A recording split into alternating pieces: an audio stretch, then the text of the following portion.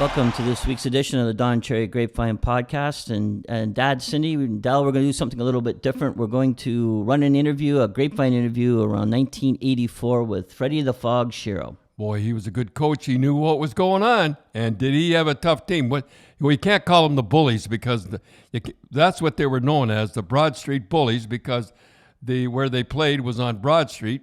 And there were bullies, but you can't call them bullies. Yeah, I remember I was doing a Rock'em Sock'em. This would have been, 10 years ago, and I had to get a clearance from a few people, and the person kept saying, well, you can't call the Flyers the bullies. And I go, yeah, but I'm not calling them bullies. I kept saying their nicknames are bullies, the Broad Street Bullies. Yes, but it's still bullies. You can't call them bullies.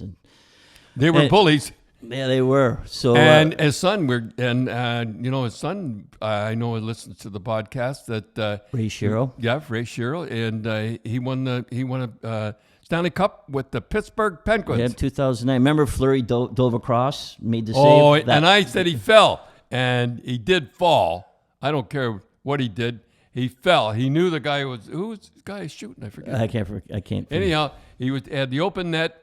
And he fell. He was standing up and he fell over. Is falling the same as he dove over? No, he just dove fell. Dove is different and than it caught fall. him on the shoulder. Remember that? Yeah. And that won the game. Yeah. Anyhow. Well, this interview is really interesting with Fred Shero. And again, I think some of the stuff Freddie is a little tongue-in-cheek when you listen to him. But he talks about Kate Smith and versus Pyramid Power in the Leafs. And he's a really interesting story about the whole... the pressure on the Philadelphia Flyers when the Red Army came over to play, and we must talk about that they had Lloyd Gilmore was the referee. Yeah. And I must tell you someday how the National Hockey League had Lloyd Gilmore, because Lloyd Gilmore would lean to the National Hockey League, and someday I must tell you how they got Lloyd Gilmore because they had to win that game. Well, again, in this interview, you'll Fred Shero talks about the pressure of being a Stanley Cup champions and doing that, and how and they had a game plan to defeat them, but I think they just beat them up. But Eddie Van Imp, but they had a game plan, and he talks about fighting and Dave Schultz and all that. So in the interview, did he talk about I know it's coming up. Did he talk about having no, I think I read this. He used to have signs on the ceiling. No, I think he talks about the one that on the game that they beat the Bruins 1-0, that they'll always walk together or something like that. Something like that. We'll find another thing. But it's a really interesting interview. I mean, you could see that he talks about European influence and influences all over the world. And he went over to Russia, I think. He went over to Russia. He went over to China, and he was really ahead of his. He was like Roger Nielsen. They say Roger Nielsen was ahead of his time. Freddie Shero was really, really ahead of his time. So it's an interesting show. So here we go with the Don Cherry Grapevine show with Freddie the Fog Shero.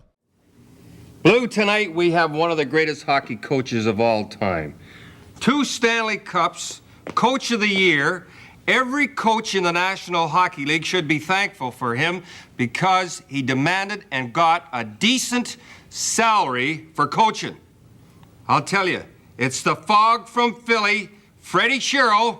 Blue, you ready? Go!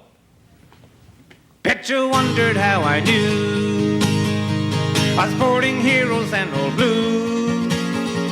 Grapes will tell it to you straight. He will tell you through the grapevine. Hello, everybody, and welcome to Don Cherry's Grapevine. My name is John Allen Cameron, and over the bar are 2 guys that form the nucleus of the Grapevine old-timers hockey team. Bill Boom Boom Lynn and Jimmy Busher Loftus. Yeah. And tonight's special guest is the man who coached the first expansion team to the Stanley Cup. He, like most great coaches, is currently unemployed. Mr. Fred Shero. Coach most likely to be inducted into the Couturier Hall of Fame, my boss, Grapes himself, Mr. Don Cherry.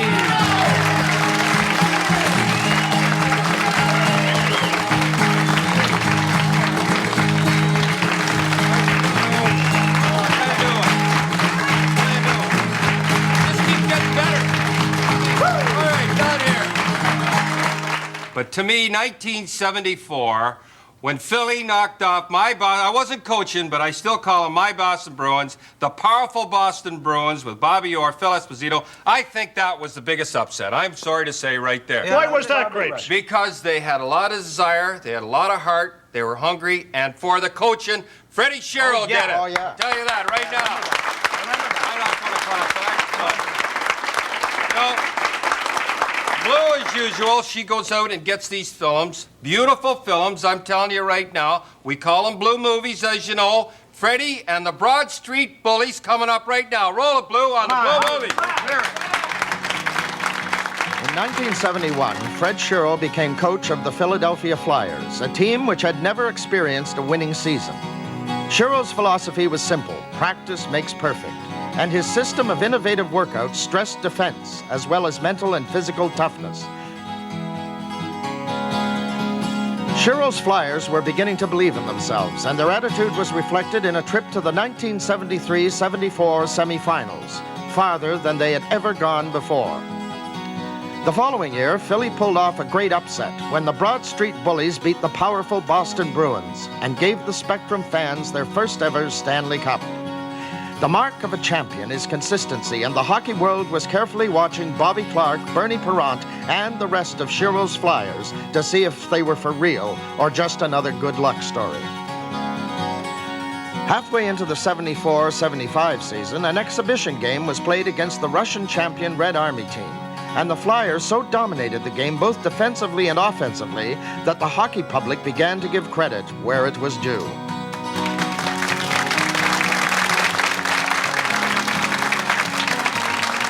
Fred Shero's Philadelphia Flyers were for real and heading at full speed toward their second consecutive Stanley Cup victory, which they achieved in a 6-game win over the Buffalo Sabres. Fred left Philly for New York and the Rangers in 1978, where he guided the team to the championship round of the 1979 playoffs. In 9 years, Shero won 388 and lost 212 games for a winning percentage of .622. 1980 saw the NHL lose one of its most successful coaches, the unpredictable Fred Shero.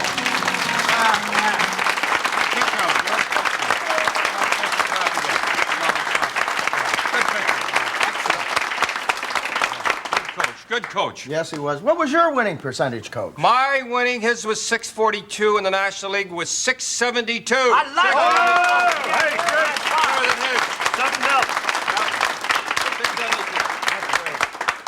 Before I went to Colorado. And we'll be right back. Don't go away. Fred Shero on the Grapevine coming right up. Freddie Shero right here. Close to the air, right here. 2 Stanley Cups. They got close. You're right, Don. In fact, you're never wrong. I won't deny it. 2 best coaches right here in hockey, outside of hockey, right all the time. Yeah. Listen, you know, I understand you're going to be color man for the New Jersey Devils this year, eh? That's true. I did my first broadcast a couple days ago, and I will say it's much easier than coaching. You don't have to worry whether you win or lose. You don't sweat at all. You get into the game for nothing. That's one thing. Listen, you're going to work it. Listen, guy asked me, what's the hardest job in hockey? And, you know, a lot of people said Montreal. A lot of people said here in Toronto. You know, I think the hardest job is your job, being the color man for the New Jersey Devils. Well, I've been called worse than that in my lifetime. Listen, you think that's tough. Let me tell you, how would you like to be Billy McMillan? That's the coach and general manager. He's won a grand total of 25 games. Here he's got this guy doing color, and he's won 2 Stanley Cups. How would you like him down there telling him what to do? I think he doesn't have a bad job anyhow. I'll tell you now, look, one thing I don't understand, all those great series, you went over to Russia, you studied the Russian theory. I understand you paid your way over to Finland last year to learn it. And you know, you've never been asked, even as a consultant, or have you been, for these Canada Cup World Tournaments and that? How come? Why don't they ask you? Well, maybe they don't know my phone number. Well, I don't know about that. Actually, I studied the Russians since 1947. That's when they first started playing hockey. And the reason I went to Finland, I want to learn more about hockey. In fact, I still may accept a job in Europe coaching or Asia, especially China. China's gone crazy about hockey. Maybe there's help for me, too. Maybe we'll... I'll find something for I you. like Why chop not? suey, I'll tell you. But anyway, I'd like to do a study of every country in the world that plays hockey and find out why do they do things differently than we do, and why do they think they do things better than we do? Is it their lifestyle or what? And then I'd like to write a book on the subject. Well, what about China? Do they have a lot playing? I've never even heard They just started hockey about 3 years ago, and they will definitely be in the next Olympics. Not in the top level, of course. How do you think they do against your Broad Street bullies? Well, No comment. Listen, on those things, we used to coach. Now, you heard about Don Perry last year, about the trouble he had, and he sent out the kid Mulvey out there and don't dance and all that. Did you ever send Schultz or those guys out to get Lafleur or anybody like that? You say, go out and get those guys, or what did you do with that? Well, let's face it, Fred, they did go out and do a pretty good number. all right, Don, I'll tell you the truth. Never in my life have I ever asked a man to fight. In fact, the first words I ever say in training camp, if I ever ask you to fight, I want you to break that stick right over my head. I have no right to ask you to fight, and I never asked Schultz to fight once. In fact, my biggest job was to stop him from fighting. And even in the book he wrote, I didn't read it, but they told me, he claimed that I'd never told him to fight. And I coached Reggie Fleming, who was even worse than Schultz. And I never told him to fight either. But there are certain people who are abrasive by nature. They're born that way, and you're not going to change them. And when they finish hockey, they're still going to be in trouble later on in life. Even if they do well in life, they're still going to run into various problems because of their nature. But I still think to be a successful team, and you had some abrasive guys, and if you want a winner, you got to have 4 or 5 abrasive people. Well, that what makes me laugh when they talk about the little pirouettes at center ice and everything everybody's got. And look what Al Arbor's got. He's got that Nystrom, Tonelli, Gillies, guys like that. I mean, they're the guys in the corners. They're tougher than anybody in the league. And you know you're not going to win unless you have them, like you said. Yes, and that's why Montreal Canadiens were tough for years. When you look at their lineup, they didn't fight much, so they didn't have to because they had the toughest guys in hockey. Yeah, and that's why they beat us all the time. Hey, what are you clapping? It's my joint. Wait a minute. They're clapping. They beat me out. What kind of customers are you? Imagine that. Beat us out all the time. Now, I'd like you to define to me, I read in the papers, I hear all this stuff about violence and all, the writers and everything. You tell me, what is violence? Well, it so happened we held a little conference in Finland, and I was there with some of these so-called educators, and we talked for about a half hour on the subject of violence. I says, in the history of hockey, professional hockey, there's only been one death, and that was an accident. In football, there are 25 deaths every year in and year out. Now, which is more violent? The only reason it looks violent, and the only reason there are fights, there would be fights in football, is because the players have clubs in their hands. They got skates that are like razor blades. They're running, they are being run into goalposts. They run into boards that don't give, like a cement wall. Pucks are flying at them at 125 miles an hour. If you put 11 football players who are bred for violence, they're brought up to be violent, they're taught to be violent, with clubs in their hands, and let them play a game, then I'm immediately going to put all my money in a funeral parlor. That's for sure. Yeah, I'll go along with that. And why do they always talk? Why do we... I guess it's just the thing to do on hockey is to knock it and say it's violent and the whole thing, because that's all you read about everywhere and you hear about. And it's, there's not the hitting in the game now that there used to be. No, definitely not. In fact, with the helmets now, everybody is, they say with the helmet, and in college hockey, the mask they're wearing now, you know what it really means? It tells a man, it tells a boy wearing a mask, he says, I am a man now. Hit me. I'll fight Joe Louis if you let me have a mask. And I think that my son plays college hockey, and I don't want to see him play, because it's too vicious. Oh, There's no fighting, but they're clubbing each other to death. I went down to see Queen's University play, Western, I think it was. I walked in, I sat down. I never saw so many head first into boards, cross-checking, spearing, and I think we're out in Colorado. We played the University of Denver out there. The guys told me they never had so many spears and hits in their heads in their life. And you try to tell people about these masks, and you and I are breeders of violence, so we don't know anything. We've only been in the game 30, 40 years. Guys come along the last 5 years, they know everything.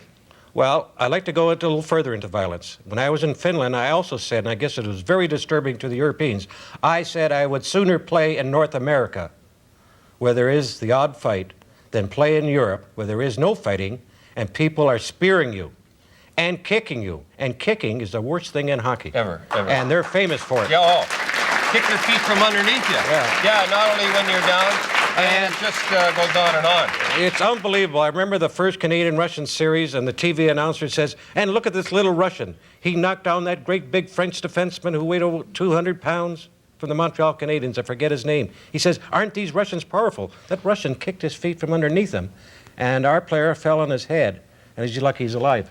I think I'd sooner take a punch in the mouth. Absolutely, than that stuff. But try to tell them. Now, you're starting a franchise. You're starting a franchise. You can pick one player in the National Hockey League today. National Hockey League, who would you pick? One player. Only a 10-minute show, Fred. Clark Gillies. Clark Gillies? I thought you'd say Trottier for sure. Why Gillies? Gillies, because he's going to give your team respect. He's still a pretty good hockey player. And he doesn't have to fight much, but he can intimidate.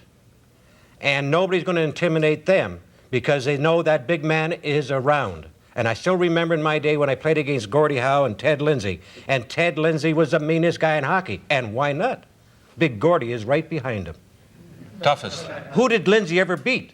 But Gordie always made sure he didn't get hurt. For sure. Now, you went into that great game, you beat the Russians. Remember that one in I thought 76. That was, remember Eddie Van Impe almost killed that guy. What was your game plan going into that game?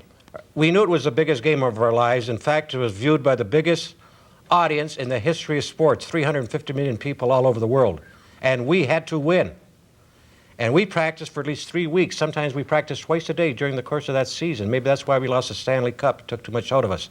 It was so emotional. And this was our game plan. Never shoot except to score, unless you're almost certain of scoring. And yet we got 43 shots, so 43 great shots. They were good shots. When we have the puck in their end, don't worry about getting hit. Because they won't hit you. That's right. Don't worry about hold it or freeze it. If you have to freeze it, wonderful, because we're going to get the draw anyway. Right. They were good in draws. So we control the puck more than they did. And when they start the silly nonsense of zigzagging and curling in their zone, we just held our ground. You've got to come. So they made 20 passes in their zone. We wouldn't move. And we lined up 4 or 5 men at the blue line, their blue line. And they couldn't proceed. I don't know why they, when I hear something like that, why you're not asked to do something with Team Canada, the Canada Cup, it's beyond me. Ready? Bill and Jimmy over there got a couple of quick questions for you. Go ahead, Bill. Fred. Yes. Can you tell me about Red Kelly, Pyramid Power, and how you beat the Leafs that year? The Pyramid Power almost destroyed us until I went to see a famous faith healer in Philadelphia. And she said she would put the hex on the pyramid. And she hovered over the pyramid for 15 minutes with her hands near it. And I knew we were going to win. She says there's no doubt we will beat the Leafs. I like that. Okay, Jimmy, I wish I'd known that drive. I needed her about Montreal. Go ahead. Fred, I'd like to ask Kate Smith, God bless her. Was she on the payroll? Yes, she definitely was. But I didn't pay her. I couldn't afford to pay her because she was getting $10,000 a game. 10,000? Holy Dinah. Was she worth it? Yes, she was. She won the Stanley Cup for us. All right, all right. Nice friend of the trade, I'll tell you that. John Allen, take us home. Let's go. We all know this song. Come on, this is for two of the great coaches. You gotta know when to hold them, know when to fold them, know when to walk away, and know when to run. You never count your money when you're sitting at the table. There'll be time enough for counting when the dinner's done. Again, come on, everybody. You gotta know when to hold them, know when to fold them, know when to walk away, and know when to run. You never count your money when you're sitting at the table. There'll be